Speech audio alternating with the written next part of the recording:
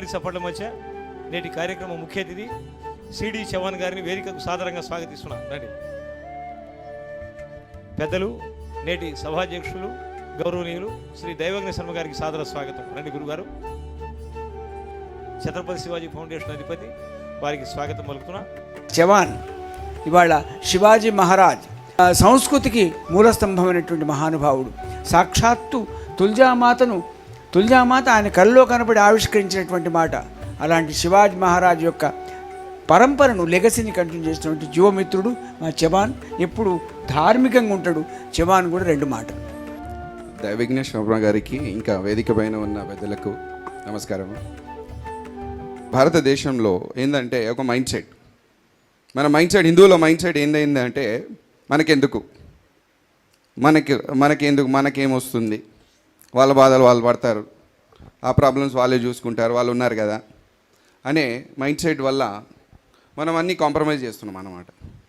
ఇప్పుడు లడ్డు విషయం కూడా అలాగే అయింది. అది ఎప్పటి నుంచి అవుతుందో మనకు తెలియదు. యాక్చువల్గా ఎక్కడ అవుతుంది, ఇంకా వేరే చాలా దేవాలయాల్లో కూడా అవుతున్నదేమో ఎవరికి తెలుసు. ఎవరు పట్టించుకుంటున్నారు? ఎవరు పట్టించుకోవట్లేరు.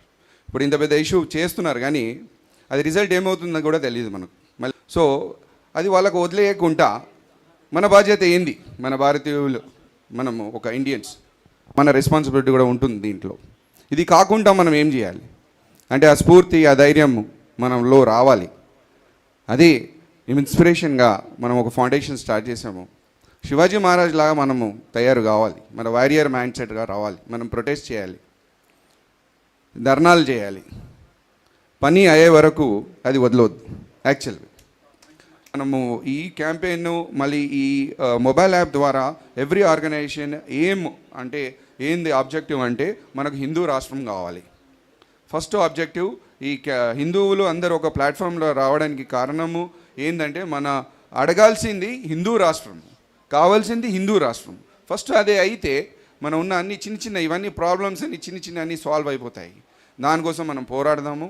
మీ సహకారం, మీ సపోర్టు చాలా చాలా అవసరం ఉందని నేను కృతజ్ఞతలు తెలుపుతూ ముగిస్తున్నాను. చిరంజీవి చౌహాన్ యువకుడు, యువరక్తం ఘనంగా ప్రవహించేటువంటి శక్తి సామర్థ్యం ఉన్న వ్యక్తి. ఒక పాశ్చాత్య మేధావి భారతదేశానికి వచ్చి నేను ముగ్గురిని స్మరిస్తా అన్నాడు. 100 కోట్ల జనాభాలో ముగ్గురు ఏంటి అంటే ఒక పుస్తకాన్ని, ఒక నదిని, ఒక వ్యక్తికి నేను నమస్కారం చేస్తాను. పుస్తకం భగవద్గీత, నది గోదావరి నది, వ్యక్తి శివాజీ మహారాజ్.